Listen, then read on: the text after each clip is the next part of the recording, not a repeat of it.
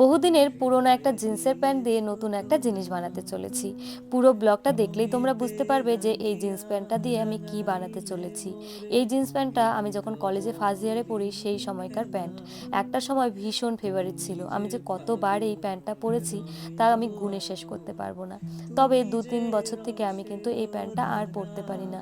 পায়ের নিচটা অনেকটাই টাইট হয়ে গেছে। যেহেতু 2-3 বছর থেকে আমি পরি না, ভুলেই গেছিলাম যে এই প্যান্টটা আমার ছিল। তো দুদিন আগে আলমারি ঘাটাঘাটি করার পর হঠাৎ করেই এই প্যান্টটা আমার চোখে পড়ে। কয়েকদিন পর আমরা কিন্তু একটা জায়গায় বেড়াতে যাচ্ছি। কোথায় বেড়াতে যাচ্ছি এখনই আর বলছি না, আস্তে আস্তে সমস্তটাই আমি তোমাদের সাথে শেয়ার করব। যেখানে বেড়াতে যাচ্ছি সেখানকার জন্য আমার একটা শর্ট জিন্সের দরকার ছিল। ভেবেছিলাম মার্কেট বা অনলাইন থেকে নিয়ে নেব। যেহেতু জিন্স প্যান্টটা পেয়ে গেছি, এটাই শর্ট করে আমি যদি কেটে নিই তাহলে কিন্তু আমার টাকাটা বেঁচে যাবে। যার জন্যই এই বুদ্ধিটা আমি কাজে লাগিয়েছি। প্রথমেই মাপ নিয়ে কাটিং করে এরপর কিন্তু আমি আস্তে আস্তে সেলাই করে নিচ্ছি। যেহেতু জিন্সের কাপড়গুলো অনেকটাই মোটা হয় আর সুই ভেঙে যাওয়ার কিন্তু চান্স থাকে, যার জন্যই আস্তে ধীরে কিন্তু এই কাজটা কমপ্লিট করতে হবে। আজকে আমি তোমাদের সাথে শেয়ার করব লাচ সিঁদুরের ব্যাপারে। আমি কিন্তু বিয়ের 1 বছর বিয়ের সিঁদুরটাই অ্যাপ্লাই করেছি, তারপর থেকেই কিন্তু এই লাশ সিঁদুরটাই ইউজ করে আসছি। তোমরাও কিন্তু এই সিঁদুরটা অ্যাপ্লাই করতে পারো। অনেকে সিঁদুর অ্যাপ্লাই করতে করতে সিঁথিটা কিন্তু অনেকটাই বড় হয়ে গেছে, সিঁদুরের কারণেও কিন্তু চুল উঠে যায়। এটা হলো অর্গানিক একটা সিঁদুর। এই সিঁদুরের মধ্যে তোমরা কিন্তু 3টে শেড পেয়ে যাবে: liquid red, liquid maroon, dark maroon. পুরোপুরি অর্গানিক ভেজ উপাদানে তৈরি।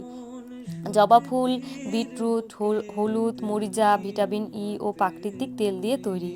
সামনে যেহেতু গরমকাল, এই গরমকালে তোমরা কিন্তু এই লিকুইড সিঁদুরটা ব্যবহার করতে পারো। তাহলে দেখবে কোনো রকম কোনো কিন্তু ঘামেও সিঁদুর উঠে যাবে না। আর এই সিঁদুরটা তোমরা যদি পারচেস করতে যাও তাহলে আমি ওনাদের নাম্বার স্ক্রিনে দিয়ে দেবো, আর আমি ওনাদের পেজ ট্যাগ করে দেবো। সেখান থেকে তোমরা কিন্তু পারচেস করতে পারো। এই লিকুইড সিঁদুরটা কিন্তু একেবারে রিজনেবল প্রাইসের মধ্যেই রয়েছে। যাই হোক, তোমাদের সাথে অনেক গল্প করলাম। এইদিকে আমার কিন্তু প্যান্টটাও সেলাই করা কমপ্লিট হয়ে গেছে। আমি কিন্তু ভীষণভাবে এক্সাইটেড। আগে কখনোই এরম আমি করিনি যে লং জিন্স কেটে আমি শর্ট করে দিয়েছি।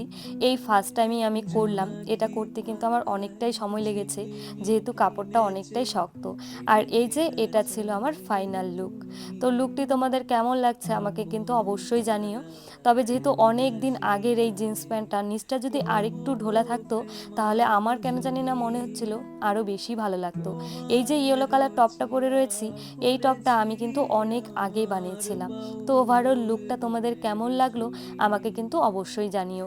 তোমরাও কি এর আগে কখনো এরম ট্রাই করেছো কি না সেটা কিন্তু আমাকে কমেন্ট করে জানিও। বাই।